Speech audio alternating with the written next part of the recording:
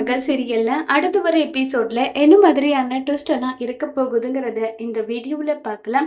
ஈஸ்வரி வந்து சேது கிட்ட கேக்குறாங்க, ஏன் சேது உன்னுடைய வீரப்புக்காகவும் தமிழ பழி வாங்கணுன்றதுக்காகவும் இப்போ ஐஸ்வர்யாவோட வாழ்க்கையை ஒட்டுமொத்தமா அழிச்சிட்டியே, இது மட்டும் பாவம் கிடையாதா சொல்லுடா, பாவம் இல்லையான்னு சொல்லி கேட்டுட்டு இருக்காங்க. உடனே ராஜாங்கம் அங்க வராங்க.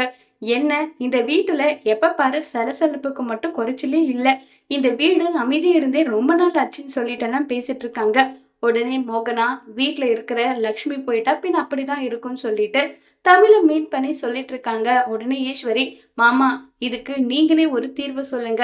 சேது கிட்ட நான் இப்படி கேட்டேன், அதுக்கு சேது இப்படி ஒரு வார்த்தை சொன்னா, சரி நான் கேட்டது தப்பா கூட இருக்கட்டும், அதுக்காக என்னாலலாம் ஐஸ்வர்யா கூட சேர்ந்து வாழ முடியாது, எங்களால குழந்தையும் பெத்துக்க முடியாது.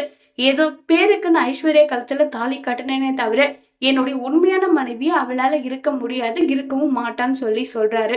அப்படின்னா என்ன அர்த்தம்? அப்ப சேது வந்து வெறுப்புக்காக கல்யாணம் பண்ணிக்கிட்டு ஐஸ்வர்யாவோட வாழ்க்கையை ஒட்டு மொத்தமா அழிச்சாச்சா? சொல்லுங்க மாமா, இதுக்கு ஒரு பதில் நீங்களே சொல்லுங்கன்னு சொல்லிட்டு கேக்குறாங்க. ராஜாங்கம் வந்து சேது கிட்ட, ஐயா சேது என்னையா இதுன்னு சொல்லி கேக்குறாங்க. அப்பா, நான் இத்தனை நாளே என் மனசுல வச்சுட்டு இருந்த ஒட்டுமொத்த ரகசியத்தையும் சொல்றேன். நானு ஏதோ தமிழ் மேல இருந்த கோபத்துல யாரோ சொல் பேச்ச கேட்டு ஐஸ்வர்யாவ கல்யாணம் பண்ணிக்கோன்னு சொல்லி கேட்டதும் நான் சரின்னு சொல்லிட்டேன். அதுக்கப்புறம் யோசிச்சு பார்த்தா இவ்வளவு சீக்கிரம் எனக்கு எதுக்கு கல்யாணம்னு சொல்லிட்டு நானு சின்னம்மா கிட்டயும் ஐஸ்வர்யா கிட்டயுமே சொன்னேன், எனக்கு இவ்வளவு சீக்கிரம் கல்யாணம் வேண்டான்னு சொல்லிட்டு. அதுக்கு அவளோட லைஃப் வேஸ்ட் ஆயிடும் சொல்லி காலில் விழாத குறைய கெஞ்சி கேட்டாங்க. வேற வழியே இல்லாம கல்யாணத்துக்கும் ஒத்துக்கிட்டேன். தாலி கட்டுற வரைக்குமே ஏன் உங்ககிட்ட நான் வந்ததுக்கான காரணம் என்ன தெரியுமா? நான் வந்து குழந்தை விட்டுட்டு வந்துட்டேன்னு சொல்றாங்க. உங்ககிட்ட சொல்லி இந்த கல்யாணத்தை தடுத்து நிறுத்தலாம்னு சொல்லி தான் வந்தேன். கடைசியில சூழ்நிலை கைதியா ஐஸ்வர்யா கழுத்துல தாலி கட்டிட்டேன். என்னால இப்ப வரைக்குமே தமிழ மறக்க முடியல. என் குழந்தைங்க மட்டும்தான் எனக்கு ஞாபகத்துல வருது.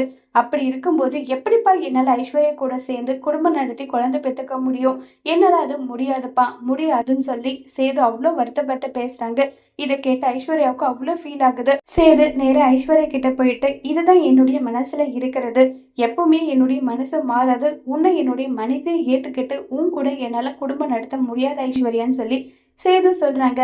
இதை கேட்ட ஐஸ்வர்யா என்ன முடிவு எடுக்க போறாங்கிறத வரப்போற எபிசோட்ல வெயிட் பண்ணி பார்க்கலாம். தேங்க்யூ.